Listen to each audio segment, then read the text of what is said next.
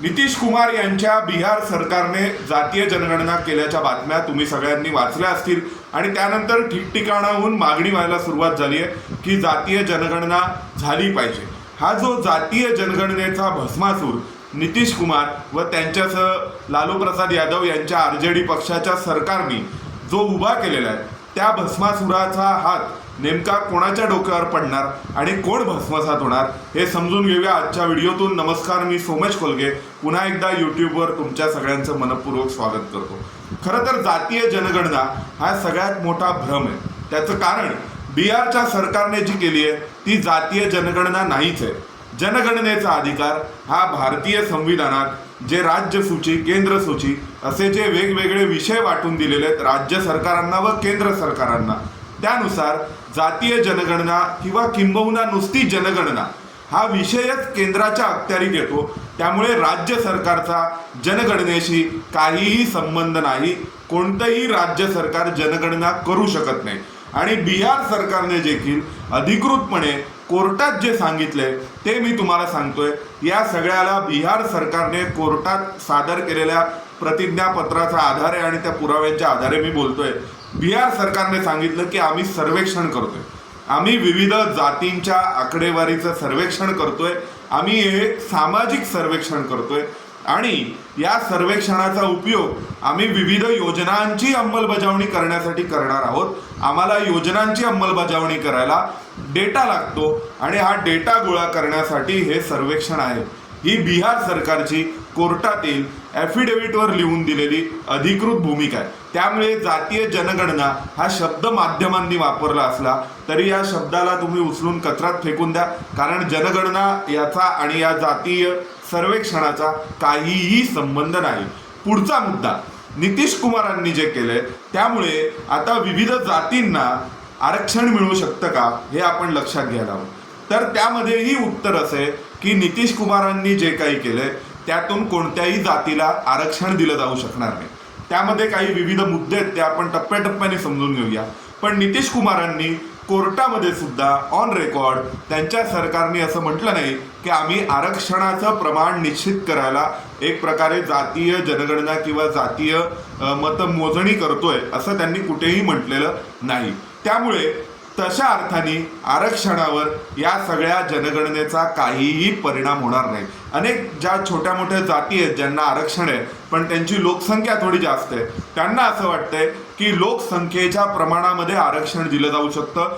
तर घटनेची जी आरक्षणाची कल्पना आहे ती अशा स्वरूपाची कल्पना करणं अतिशय चुकीचं आहे। लोकसंख्येचं प्रमाण आणि आरक्षणाची टक्केवारी याचा काहीही संबंध नाही, काडीचा संबंध नाही। एखाद्याची लोकसंख्या 25% म्हणून 25% त्या लोकांचं प्रतिनिधित्व झालं पाहिजे अशी बावळट कल्पना ही भारतीय संविधानाची नाही। ज्यांना हेतुपुरस्सर मागास ठेवलेले आहे, ज्यांच्यावर वर्षानुवर्ष अन्याय झालाय त्यांना मुख्य प्रवाहात आणण्यासाठी आरक्षण आहे आणि म्हणून तुम्ही लोकसंख्येच्या अनुषंगानेही जर मोजायला गेलात तर अनुसूचित जातीमध्ये ज्या विविध जाती आहेत म्हणजे काही जवळपास 2 आकडी जाती आहेत त्या जातींमधल्या लोकसंख्येचं प्रमाण हे कितीतरी जास्त आहे आणि 13% इतकंच आरक्षण आहे। कारण आरक्षण ही एक अफर्मेटिव्ह ॲक्शन आहे। ओपन म्हणजे ओपनवाले असा त्याचा अर्थ होत नाही, ओपनचा अर्थ विना आरक्षित असा होतो ज्यामध्ये आरक्षण असलेले लोकही जाऊ शकतात आणि घेतलं जातं। अनेक वेळेस ज्यावेळी आरक्षित प्रवर्गातून येणारा विद्यार्थी किंवा कोणी उमेदवार असेल तर तो ओपन कॅटेगरीतून क्वालिफाय होऊ शकत असेल तर त्याची ओपनमधली जागा ही त्याला दिली जाते आणि त्याच्यासाठी आरक्षणातली जी काही जागा असेल ती दुसऱ्या मागे राहिलेल्या विद्यार्थ्यासाठी वापरली जाते। त्यामुळे ही आरक्षणाची कल्पना आहे की जी एखाद्या जातीचं किती प्रमाण असावं हे रेस्ट्रिक्ट करणारी नाही आहे, रेस्ट्रिक्शन नाही आहे, रिझर्वेशन। त्यामुळे जिसकी जितनी संख्या भारी उसकी उतनी भागीदारी हा सगळ्यात मोठा बावळटपणा आहे आणि यातून सर्वाधिक नुकसान हे आरक्षण असणाऱ्या जातींचंच होणार आहे, हे तुम्ही समजून घ्यायला हवं।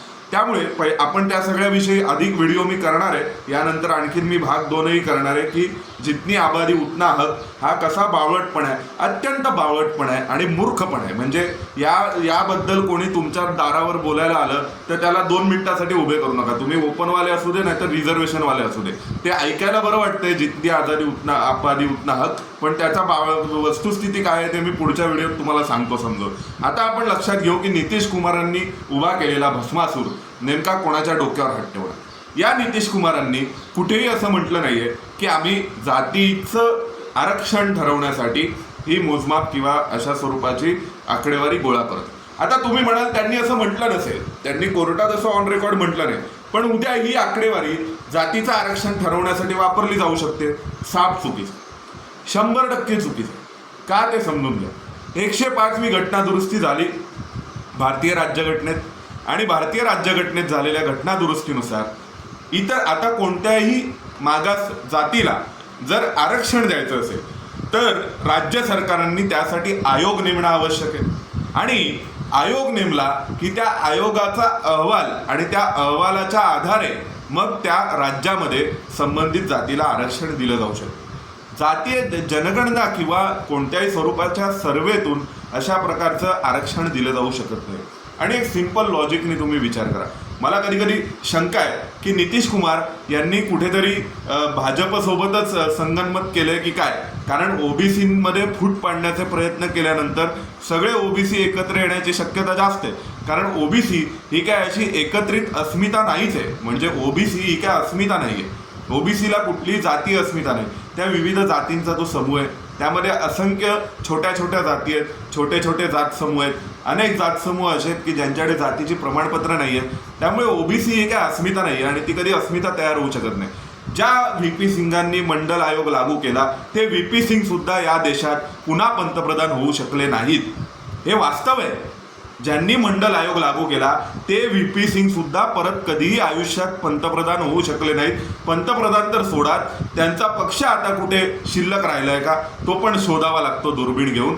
त्याचं कारण मंडल आयोग, जाती जातीचं राजकारण या आधारावर या देशाचं मतपेटी किंवा या देशातील वोट बँक चालत नाही. कारण जातीय आरक्षण किंवा जातीय अस्मितेच्या पलीकडे अनेक व्यावहारिक गोष्टी आहेत आणि त्या व्यावहारिक गोष्टींचा सामना प्रत्येक माणसाला करावा लागतो. उद्या तुमच्या दारावर कोणी आलं विचारायला की तुमची जात काय, तुम्ही ती त्याला जात सांगितली की तुम्हाला त्या जातीचं सर्टिफिकेट मिळत नाही. पुन्हा ओबीसीतून जर तुम्हाला रिझर्वेशन हवं असेल तर तुम्हाला नॉन क्रिमिलेअर लागतं. पुन्हा जातीच्या दाखल्याची जात पडताळणी व्हायला हवी असते. त्यामुळे या ज्या सगळ्या प्रक्रिया आहेत त्या प्रक्रियांमध्ये पुन्हा 1967च्या आधीचा पुरावा द्या, कुठे 1947च्या आधीचा पुरावा द्या, अशा अटी आहेत. आणि या सगळ्या गोष्टी विचारात घेता ज्यांनी आरक्षण घेतले किंवा जे आरक्षण घेतात त्यांना माहिती आहे या सगळ्यात किती प्रॅक्टिकल ऑब्स्टॅकल्स आहेत. आणि त्यानंतरही केवळ यातून बातम्यांची स्पेस ही नितीश कुमारांनी खाल्ली आहे. आता दुसऱ्या बाजूला यातून काय धोके आहेत ते लक्षात घ्या. ज्या जाती समूहांच्या मनामध्ये नितीश कुमारांनी अशा आशा पल्लवित केल्या असतील की तुमचं आरक्षण वाढेल किंवा तुम्हाला आरक्षण मिळेल, वस्तुस्थिती लक्षात घेता नितीश कुमारांचा सर्वे आरक्षण देऊ शकत नाही, असलेलं आरक्षण बदलू शकत नाही. कारण तो आयोगाने केलेला सर्वे, आयोगाने केलेला अभ्यास नाही. अभ्यास आणि सर्वेमध्ये फरक आहे. सर्वेत तुम्हाला उद्या कोणी काहीही सांगेल हो, तुम्ही काय जातीचं प्रमाणपत्र तपासलं का, तुम्ही काय कुठले पुरावे तपासले का. उद्या एखाद्या माणसाने तुम्हाला सांगितलं असतं माझी जात सुपरमॅन आहे, तर त्या सर्वेमध्ये सुपरमॅन जात लिहून घ्यावी लागली असती. तुम्ही काय म्हणणार नाही अशी जात नाही अस्तित्वात. अहो, नियमानुसार जनगणनेच्या वेळी किंवा कोणत्याही अशा स्वरूपाच्या सर्वेच्या वेळी समोरचा माणूस जे नाव सांगतोय, जी काय माहिती देतोय ती तुम्हाला घ्यावी लागते.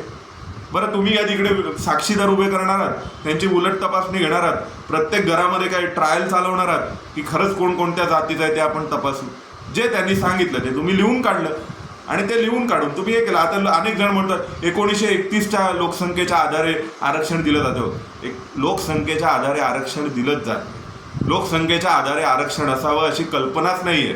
तुम्ही सुप्रीम कोर्टाचं इंदिरा साहनीचं खटल्यातलं जजमेंट वाचा, तुम्ही डॉक्टर बाबासाहेब आंबेडकरांची घटना समितीसमोर झालेली भाषणं वाचा रिझर्वेशनच्या बाबतीत. आणि अफर्मेटिव्ह ॲक्शन काय हे जगभरातल्या न्यायतत्वशास्त्रांनी जे जे लिहिलेलं आहे ते सगळं वाचा. तुमच्या लक्षात येईल की लोकसंख्येचं प्रमाण आणि आरक्षणाचा काही संबंधच नाही आहे. अरे मूर्खांनो, लोकसंख्येच्या प्रमाणामध्ये जर गोष्टी घडवायच्या असतील तर लोकसंख्या तुम्ही कशी बोलणार.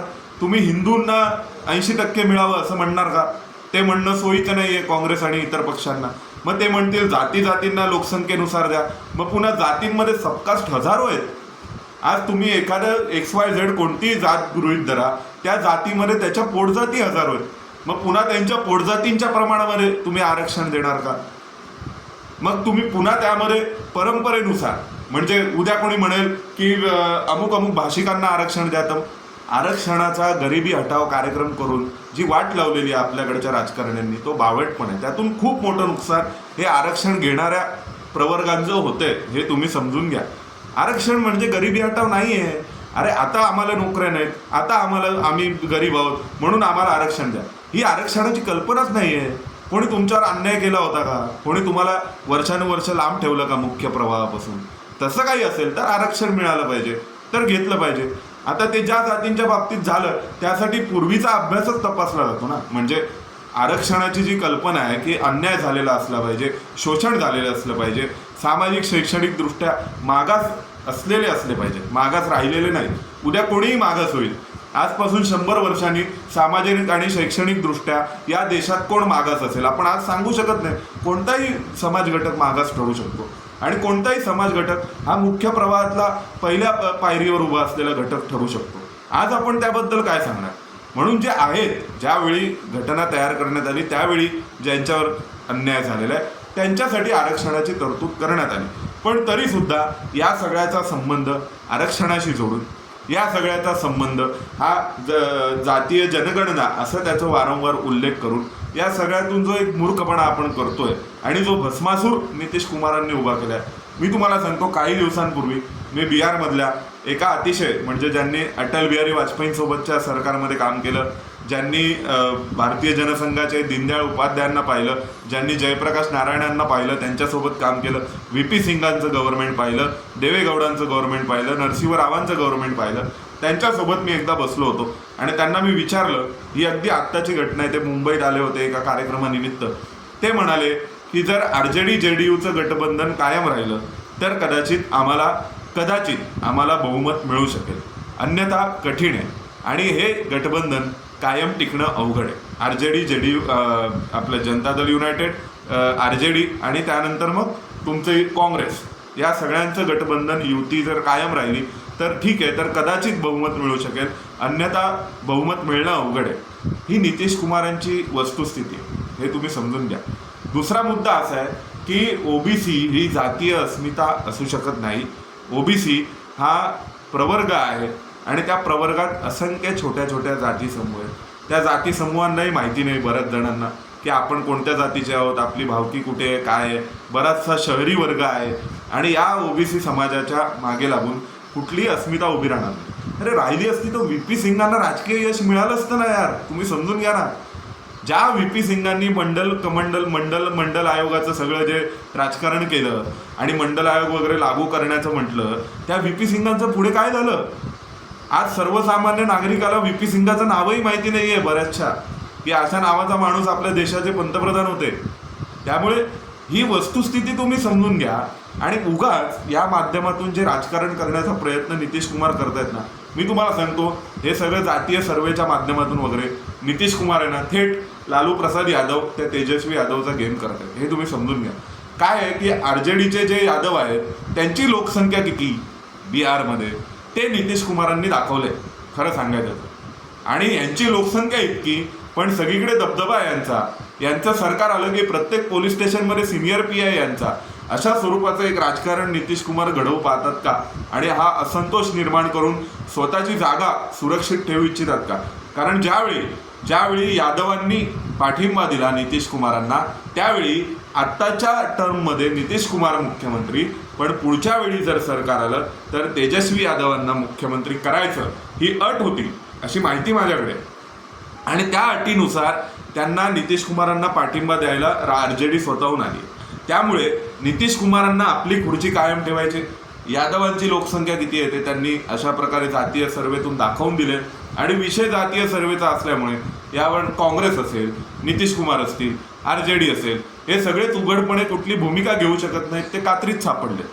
पण प्रत्यक्षामध्ये यातून जर खरा राजकीय करेक्ट कार्यक्रम कोणाचा होणार असेल तर तो RJDचा आहे, तो यादवांचा आहे, हे आपण समजून घेतलं पाहिजे. बिहारच्या राजकारणाच्या दृष्टीने नितीश कुमारांना राष्ट्रीय राजकारणात कोणताही रस नाही. त्यांना बिहारमध्ये आपली सरकार आणि सत्ता कायम टिकावं हीच त्यांची एकमेव महत्त्वाकांक्षा आहे सध्याची बिहारमधली परिस्थिती पाहता.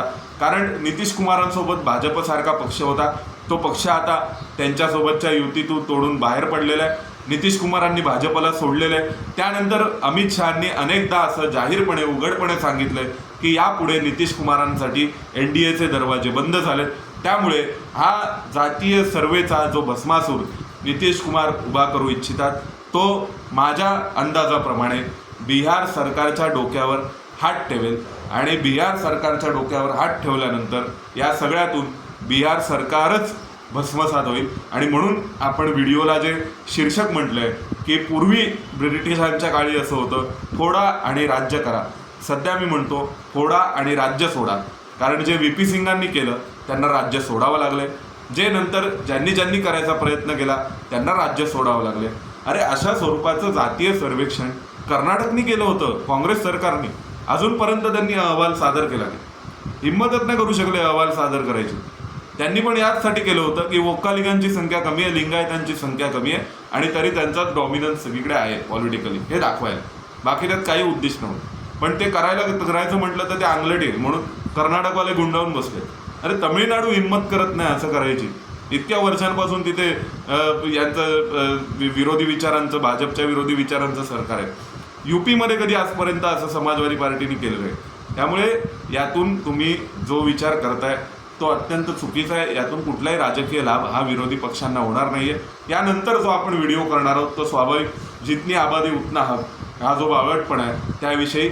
आपल्याला हा व्हिडिओ कसा वाटला ते कमेंटमध्ये सांगायला विसरू नका. आपण पुन्हा भेटू एका नव्या विषयासह. तोपर्यंत तुम्ही लाईक, शेअर आणि सबस्क्राईब जरूर करा. धन्यवाद.